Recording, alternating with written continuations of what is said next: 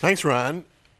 Regent College may not roll off the tongue if you ask the average person out there what's available in terms of post-secondary education and graduate studies.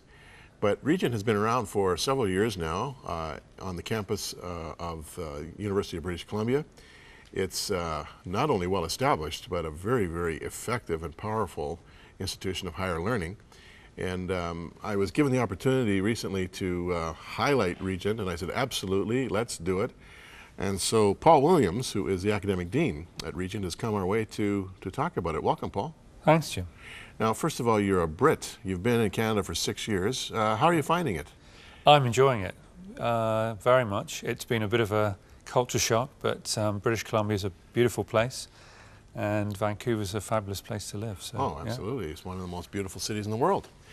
It's especially beautiful when you can see it. We do have a fair bit of rain, but a fair bit of rain. Sunshine too. Absolutely, absolutely. Were you surprised at the recent riots in the UK? I was, yes. It's particularly the extent and of them and the way that they developed and were quite widespread, and the sort of I guess the causes were surprising.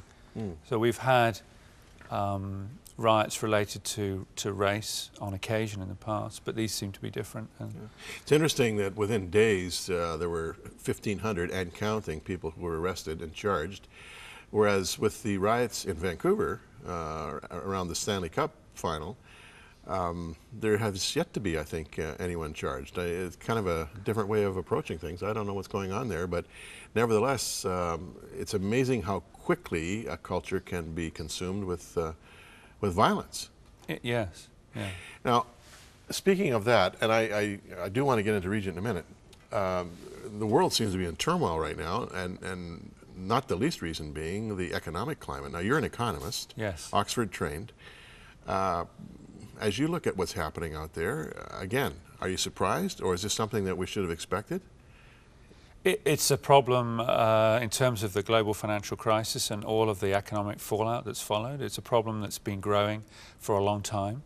I've heard it said frequently, you know, not many economists forecast the financial crisis, and strictly speaking, that's true. Not many forecast it in precise terms, but many economists warned of the dangers of growing debt over a long period of time. And that's really the fundamental cause of the problems that we're facing now. We're all living beyond our means. Yes, we're a culture in the West that's been living beyond its means for several decades, and certainly the banks and the financial aspects of the financial sector are at the forefront of blame, and rightly so. But nevertheless, as a community, many of us as citizens are also living beyond our means and borrowing the money that the banks are making available. Now, a lot of the borrowing is being done from China. I mean, America is, I think, about $1 trillion in debt to China right now. Is that a new element in terms of the world economic mosaic, the rising power of China's cash capabilities? It is. It's something that's been growing steadily, but I think that many people, you know, we find it difficult to imagine a long-term trend, even when it's been obvious for a while. And so, in some ways, it's taken people by surprise. But this is a phenomenon that's been developing really since the mid-1980s, the rise of China as an economic superpower. Yeah, China are taking a prominent role right now. At least they're first in, it seems, into the new Libya. You know, I mean, this is quite a world we're living in. From one day to the next, you got an earthquake. You got China suddenly saying, "Hey, come, we'll help you rebuild." You know, we just want some stability there. And of course, there's interest in Libyan crude. But it's going to be interesting watching China, especially from an economist perspective. Now, is it strange that an economist trained at Oxford is academic dean at Regent College? How did that happen? I'm not sure, Jim. It is very strange, and I do sometimes wonder how I ended up where you must shake your head, say, how did it now? And yet you're loving it, right? I'm loving being at Regent, yes. It's fantastic. Now, so you're from Oxford, which is the most prestigious university in the world. You go to Regent, which is on the west coast of Canada. And you studied at Regent as well. That's right, in the early 90s. What kind of comparison would there be in terms of academic standards? I'd say it's comparable. I certainly wasn't bored as a student. I found it intellectually demanding, very exciting, and I think the thing that struck me most, or that it impacted me most as a student in my mid-20s, was the way in which Regent was able to explain and teach faith to me in a way that was both uplifting spiritually enriching, but also intellectually satisfying, and that enabled me to connect my faith with my intellectual life and the ways in which I'd been trained and had learned philosophy, politics, economics in my studies at Oxford.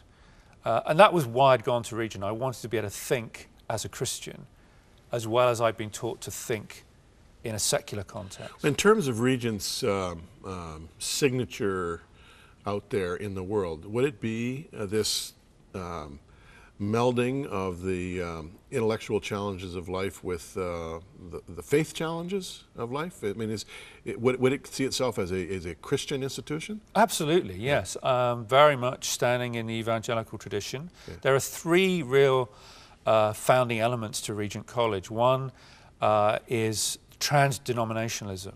So that's a way of saying that we really want to affirm the traditions, the very varied traditions that Orthodox Christians have come from and are inhabiting today. We don't want to blur over those, but affirm them as vital expressions of the worldwide church.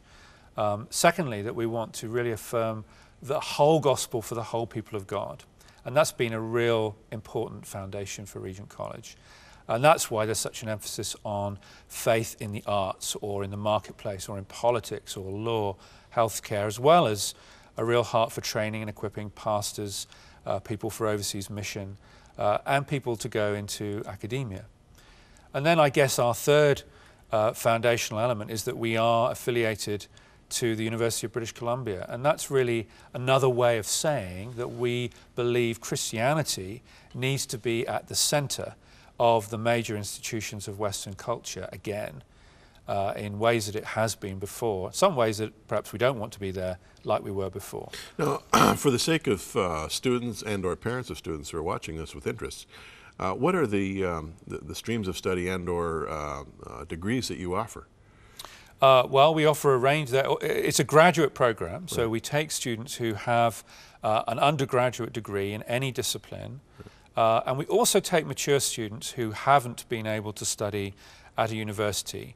We will examine those cases on merit. We very much want to be open to someone, for example, who didn't go to university, perhaps wished they had, and now really wants to study at a high level and think theologically. So we offer a range of programs at that graduate level: a diploma, a master's degree, a THM, which is really designed to help people prepare for more of an academic career. That's Master of Theology? Master of Theology, right. And of course a Master of Divinity. Wow. Now, I want to talk about this marketplace concept in a moment, but first of all, we have a little clip from one of your former students who not only loved Regent, but I think had a very high view of you. Let's go there. My name is Anne Wong, and I work at Just Potters. Just Potters is about just working with people who love to work, but who are on disability or welfare. Our organization is a Christian organization, yet we don't tell people about the gospel. We kind of show them the gospel by working with them. And so our focus is work and working with dignity, bringing dignity and community, and hopefully transformation. I think one thing that Regent has helped me with in my job here is that life is so much bigger than that one initial talk about coming to Christ. To the people who come and see us, I would hope that they would broaden their imagination as to what they can do with their own lives and what gives them life. For example, pottery gives me life, and then sharing that pottery and teaching gives me life, so sharing pottery and teaching with others, and then finding value in people who are different from ourselves, and it's very life-giving and fruitful for me.